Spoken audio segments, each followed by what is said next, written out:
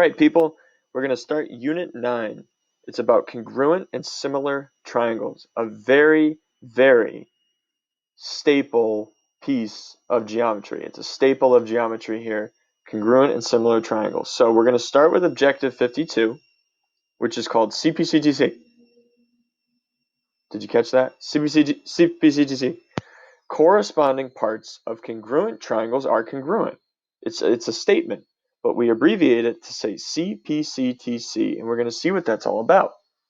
Now, let's remind ourselves a couple things about triangle notation and all this stuff. Name all the sides and angles in triangle ABC. So we could draw it just to give ourselves an idea, right? Label A, label B, label C. So this is triangle ABC. And triangles have 3 angles and 3 sides. So let's remind ourselves. So we have angle A. Use the notation there for angle. Angle B. And we have angle C. And then, of course, we have the side that goes from A to B. The side that goes from B to C. And the side that goes back from A to C. So I got three angles, 3 sides. So we know that all triangles have 3 angles and 3 sides. And we can name them. Okay, secondly, let's ask ourselves, what is true about angle I? Remember, this stands for angle I and angle N. Well, if we look here and we have these 2 different triangles, triangle 1 and triangle 2, we notice that I and N both have a marking. They have an arc mark. Remember those, right? It tells us that a single arc marks. So 2 single arc marks means that the angles are congruent, that they are exactly the same. Okay, and then of course the double arc marks indicate that angles J and M would be the same. But we know based on arc marks, and then we'll remind ourselves about tick marks, those are visual representations that tell us that certain parts of shapes are the same. Okay, wrong way. Back, back, back, forward, forward, forward. Now, let's talk about this idea of corresponding parts. Corresponding, it means that they match up in a sense. So corresponding sides and angles are in the same position in 2 congruent shapes. So they're in kind of the same location, just in a different shape. And if you remember when we talked about things like corresponding angles, remember, corresponding angles were in the same position at a different intersection. Same idea. Corresponding parts are same position in different shapes. So let's take a look at this here. We have triangle ABC over on the left, and we have triangle DEF over on the right. Looking at our notation, we can match things up. Look at all of our markings. So we have a single tick arc mark and a single arc mark. So that means for angles, angle A and angle D are corresponding. Then we have the double here for B and for E. So we know that angle B and angle E are corresponding, which leaves angle C and angle F, but of course they also have 3 arc marks and 3 arc marks here. Now for the corresponding sides, let's look to our tick marks. So over on the left, we have side AB with a single tick mark here. And now we're looking for that same single tick mark. Well, that creates the side between D and E. We'll use the same idea if we look over here. Side BC, right, has a double tick mark. We're also looking for the double tick mark between E and F. And then lastly, side AC with a triple tick mark corresponds to side DF. So using that notation visually helps us see which parts, sides, and angles we call corresponding. Okay, CPCTC. So now that we've talked about corresponding and we've brought back up the idea of congruent and triangles, this sentence should make a little more sense. Corresponding parts of congruent triangles are congruent. So this means if you have 2 triangles or 2 shapes, but we're going to focus on triangles. If you have 2 triangles that are the same size and the same shape, That means all of their sides and angles that are in the same position will also be the same size and the same shape. Corresponding parts of congruent triangles are congruent. So let's take a look at this. So if triangle DEF over here on the left and is congruent, remember this symbol means congruent. If that is congruent to triangle XYZ, draw in all the congruent corresponding parts. And here's what I want you guys to look at. It's very intentional. The lettering is very intentional. So triangle DEF and triangle XYZ. If you look at the visual, if you look at the two triangles, we should really be able to see, okay, F matches up with Z because they're both at the corner at the right angle. E matches up with Y because they're at the top. And D matches up with X because they're over there on the sides, on the right side of each different triangle. But the thing is, guys, sometimes shapes aren't oriented in the same way, but they can still be congruent. So this is why we default to the congruent statement, to the order of the lettering. Watch. These are both lined up in what I like to call first position. So these are in first position. So D and X match up. So I'm going to put an arc mark on D, a single, and an arc mark on X. E and Y match up in second position. So I'm going to put I'll put a double arc mark on E and a double arc mark on Y. And then lastly, sure enough, in third position, F and Z match up. So it looks like a right angle, so let's just put a right angle there.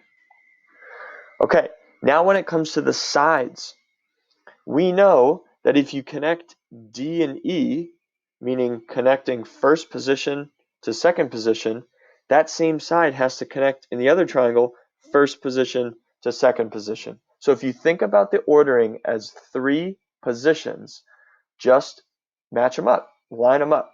So that means DE must match up to XY, and sure enough, I'm going to put a tick mark on XY, and we can use the same idea. If we go E to F, here I'll change up the color for us here.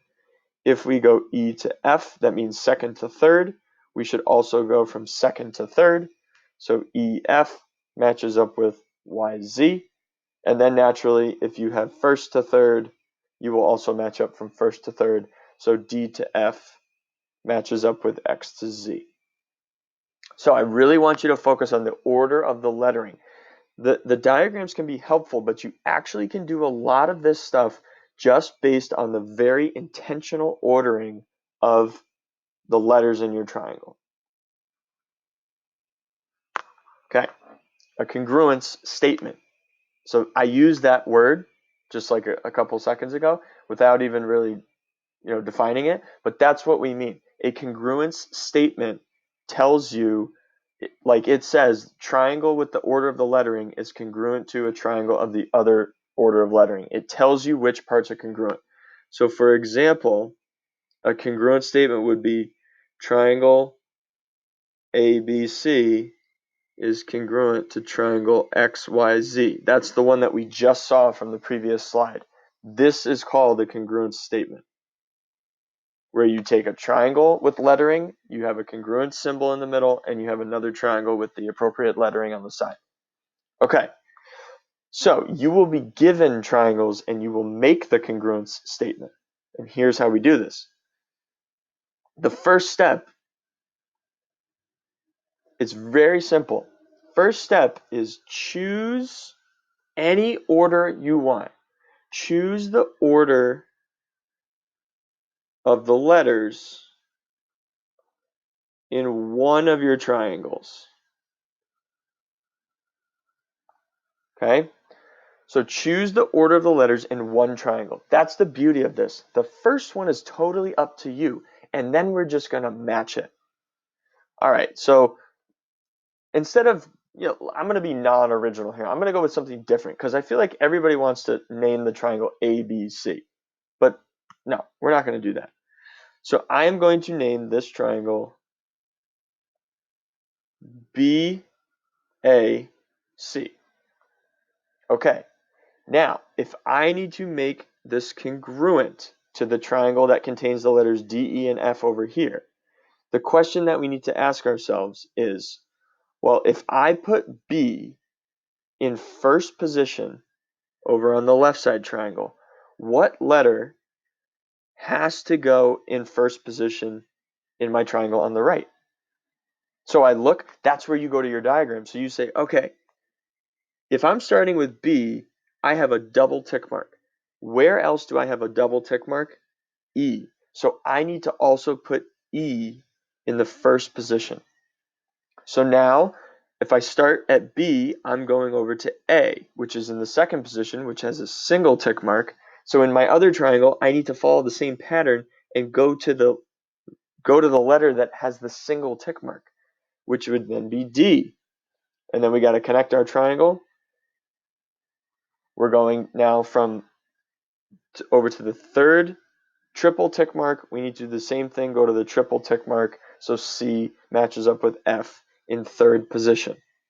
So the way I like to think about it is if in the triangle on the left, we went from double tick mark to single to triple, in the other triangle, we need to also start with double, go to single, then finish with triple. But think about the positioning. Now, let's just do another one. Let's rename this triangle CBA. So if I start with C, that means I'm looking for the triple tick mark needs to be in first position, in which case this would be F. Then I'm going to B, which is the double tick mark, which means I need to go to the double tick mark in E and then finish with D. So there's multiple ways to write the congruent statement. Your job is to choose the order of the first triangle and then just match it up with the second. Okay, so let's do some examples here. These are direct examples from Excel math, and I'm really going to focus on the order of the lettering, the positioning of the lettering. Okay, so I'm going to rewrite it down here. And I'm going to write it. I feel like the easiest way is to write them on top of each other so we can really see how they line up. So JKL is congruent to VWX. And which of the following is not true? Okay, so let's go case by case, and we'll just, if it's true, we leave it. If it's not true, that's the one we want. So is J congruent, angle J congruent to angle V? So angle J is in the first position, angle V is in the first position, which means they line up, which means they are congruent. So this is true. So we're not going to select it. Okay, let's go to KL.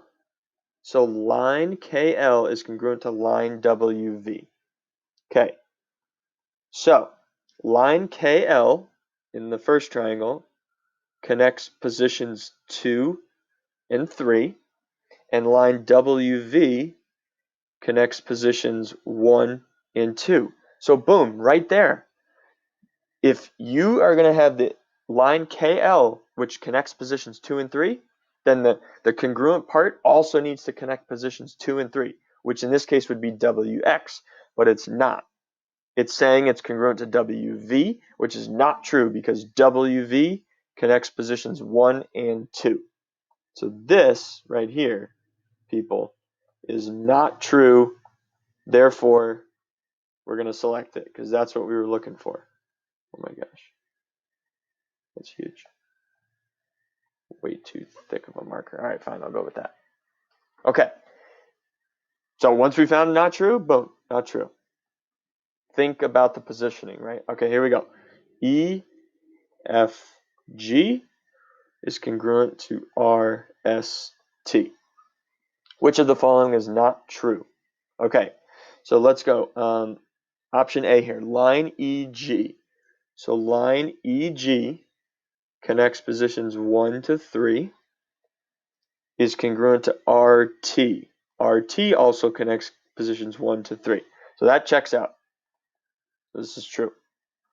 Okay, I'll use a different color. Let's see, FG, line FG connects positions 2 to 3. This is saying, is it congruent to line ST, which connects positions 2 to 3? So that's also true.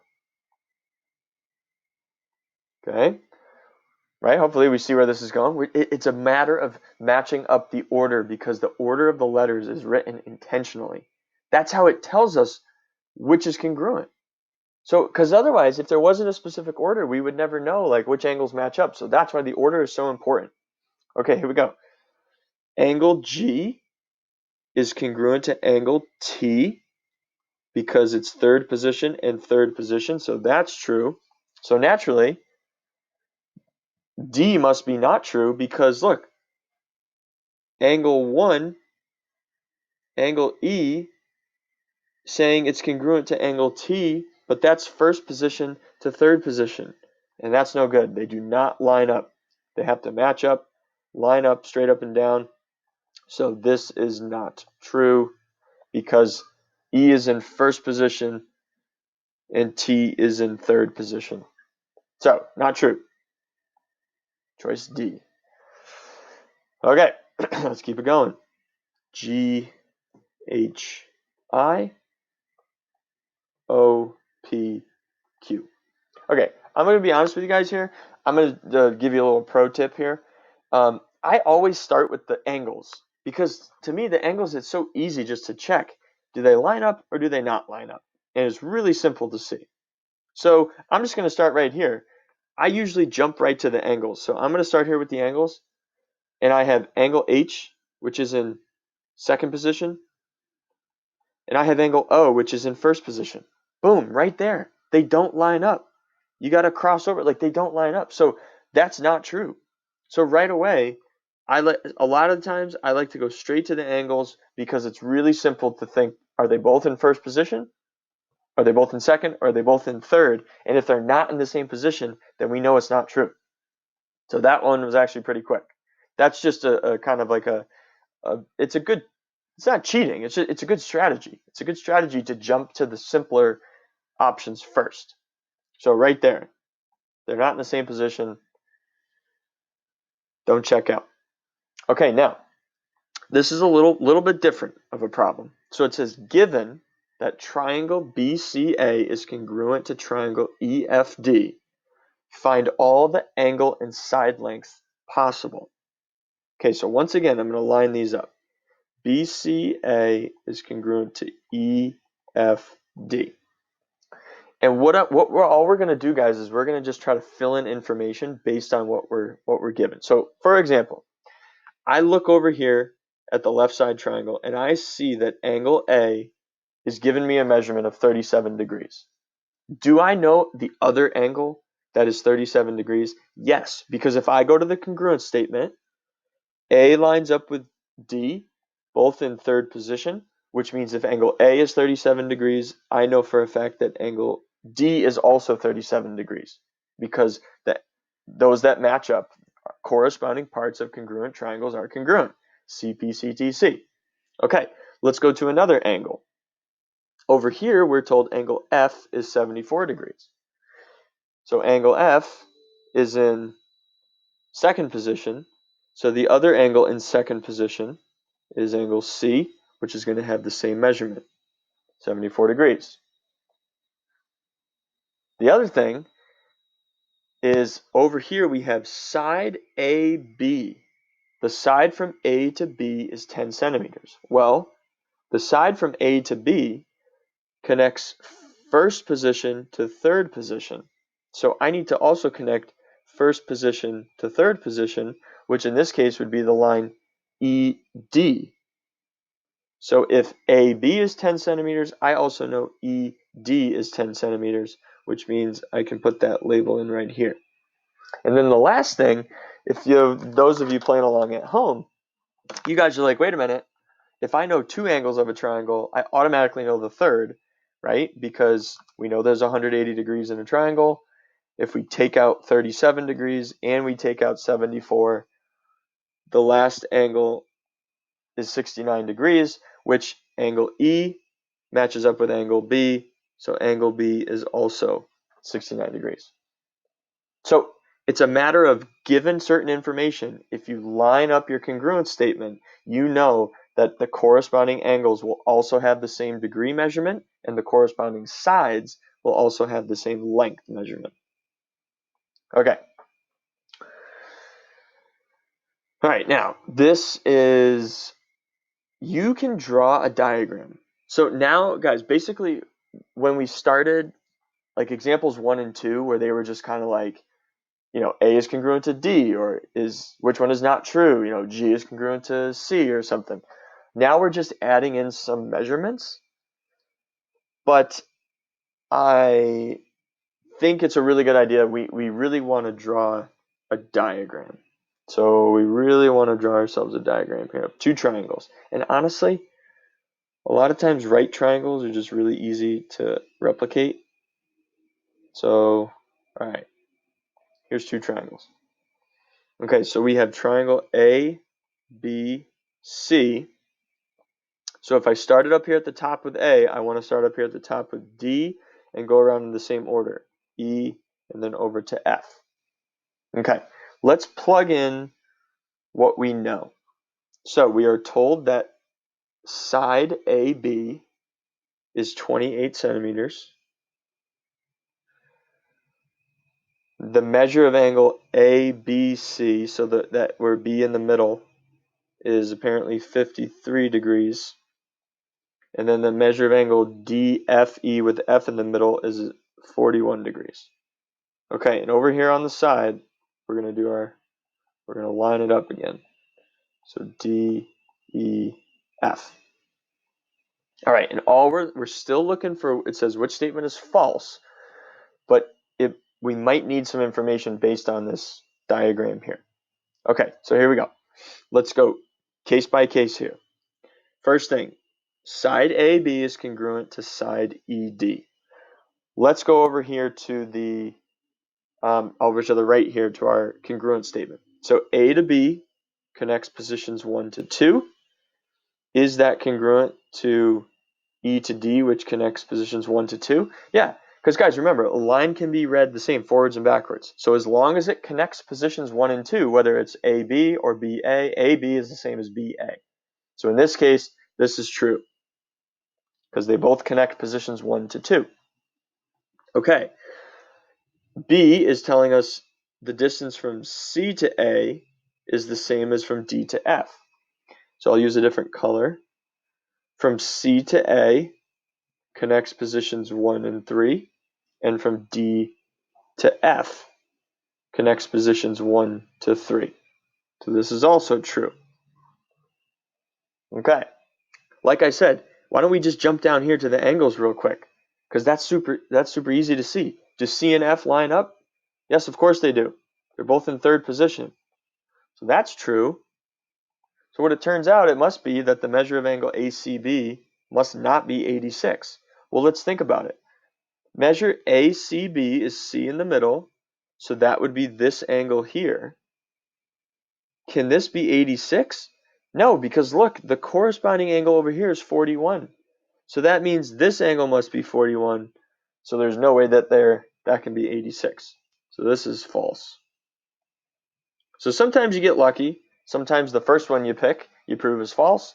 Sometimes it comes down to the last one, but either way, the congruent statements, the lining up, and the diagram can turn out to be really helpful. Okay, we got 3 more examples here. Let's stay with it. Here we go. I'm going to draw myself 2 triangles. So A to B to C is the same as D to E to F. And I'm going to go over here, triangle A, B, C, triangle D, E, F. Okay, A to B is 24 centimeters. The measure of ABC with B in the middle is 21. And I know that's not a 21 degree angle. I know that. But it's just a representation. So it's okay. And then angle DFE with F in the middle is 27. Which of the following is false? Okay, once again, here we go. Line ED is 24 centimeters. So if A to B is 24 centimeters here, then D down to E should also be 24 centimeters. So that's true. Good. And what do we say about the angles? Let's just check the angles real quick. These are so easy to check. Angle B, angle D. Oh, look at that. Angle B is in second position, angle D is in first position. You can't cross the lines of your ordering here, so this is false. Angle B and angle D will not be the same. Okay, so, cool. Sometimes, like I said, check the angles because it's super easy to see if they line up or not. Okay, these last two problems are going to be the most intense, but using everything we've done so far, they're absolutely in our wheelhouse. So find the value of x so that the triangle ABC is congruent to the triangle XYZ. Now, you're going to definitely want to draw these if you don't have your page printed out. And let's put in everything we know. So first we're told the measure of angle A is 40. So we're going to put 40 degrees. The distance from B to C is 8x plus 5. So down here is 8x plus 5. The measure of angle X, the measure of angle X is 40. So I'm going to find angle X. The distance from A to C is 44. And the distance from Y to Z is 7x plus 9. Okay. So the question is that we have to find the value of x. And I'm going to draw my congruent statement over here. ABC is congruent to x, y, z. Okay. What we need, guys, is we need to use, we need to find something from triangle 1 and something from triangle 2 that has an x, and we can make an equation out of it because we know that corresponding parts of congruent triangles are congruent. So what we need to look for is where do we have things that have an x and which ones match up. Unfortunately, 40 degrees and 40 degrees doesn't really help us because there's no x. So the only other thing that we have on this right side triangle is the 7x plus 9. So we're going to have to use it. So the 7x plus 9 is the side from y to z, which connects positions 2 to 3. So we know that then B to C will be congruent. And luckily, we have a measurement from B to C. So, based on the fact that corresponding parts of congruent triangles are congruent, it means that side BC is congruent to side YZ, which means that they're equal. So now we can just solve for what we need x to be in order to make them equal. So I'm going to subtract my 7x's to get all my x's to one side. So 8x minus 7x is 1x. Now I have my 1x. I want to eliminate the 5. So I'm going to undo it. 9 minus 5 is 4. So 1x equals 4. I just solved for x. So if you make x 4, those two sides will be congruent. And watch, right? Look at your side BC. 8 times 4 is 32, plus 5 is 37. If you go to the side YZ, 7 times 4 is 28, plus 9 is 37. So if you make x 4, that will make the sides congruent. But what we need to do is we need to choose which two sides match up and set them equal to then go and solve for x. So let's do one more of those. Hopefully now, maybe on the second time around, you guys are like, all right, maybe I'm picking up on this. So once again, I will make our ABC over here, make our X, Y, Z. Let's fill in what we're told. So AB is 6x minus 7. BC is 21. AC is 8x minus 28. XZ is 28. And YZ is 2x plus 7. Okay. Honestly, guys, this is our choice. The only thing that isn't going to work for us is that we're missing this side over here.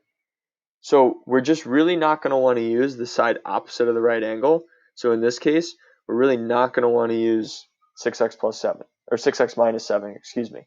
But other than that, we have some corresponding sides that, as long as we choose the ones that are corresponding, we can set them equal and then solve for x. So let's pick whatever we want. Honestly, I don't know. I'm just going to pick this one. I'm going to pick side AC. So I know that AC connects positions 1 to 3. So the corresponding side has to be x to z. So it turns out that in this case it's 28. So since corresponding parts of congruent triangles are congruent, that means the side from A to C that connects positions 1 and 3 must be the same as the side in the other triangle that connects positions 1 to 3, which is 28. So I'm just going to go and solve. I already have all my x's together, so I want to get those alone. 28 and 28 is 56. Undo timesing by 8 by dividing, and 56 divided by 8 is of course 7. So if 7 is x, it will make this side 28 and it will make this side 28, showing that those two sides are congruent because they are in corresponding positions in two different triangles. Okay, so look at that, beautiful flowers. Definitely make sure that if you can, print out your practice, or make sure you are drawing some diagrams and also writing out your congruent statements on top of each other so you can really see the order of the lettering. Okay, because that's really, really important. It's very specific why we do that. All right, so go on, Excel Math. We got it.